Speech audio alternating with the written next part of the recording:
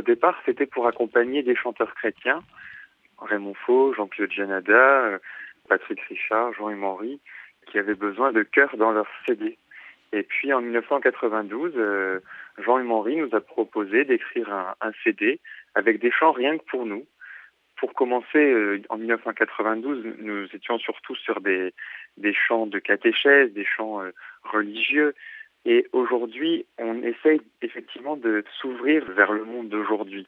Et de ce fait-là, les enfants, quand ils expriment par les chansons de notre veillée un beau message, eh bien, ils peuvent le vivre pleinement parce qu'il correspond au monde dans lequel ils évoluent au quotidien.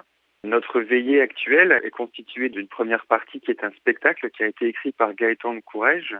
Et effectivement, il nous amène à découvrir le monde dans toutes ses facettes, c'est-à-dire par exemple le handicap, c'est par exemple la guerre, c'est par exemple l'autre, le tout autre, la société de consommation, tous ces thèmes-là qui sont au cœur de notre vie à tous et qui nous permettent donc de cheminer pendant une bonne heure pour la première partie et d'aller rencontrer tout ce qui peut se passer dans notre monde d'aujourd'hui. Et puis la seconde partie qui est plus un moment que nous voulons un moment de réflexion, un moment dans lequel les gens peuvent approfondir tout ce qu'on a échangé et puis ceux qui le désirent peuvent également prier, peuvent méditer, peuvent réfléchir à ce message qu'on a essayé de leur transmettre pendant la première heure. Donc voilà, le déroulement de ces veillées. J'aime bien le titre, hein, Espiègle Espoir, c'est un joli jeu de mots d'une certaine manière.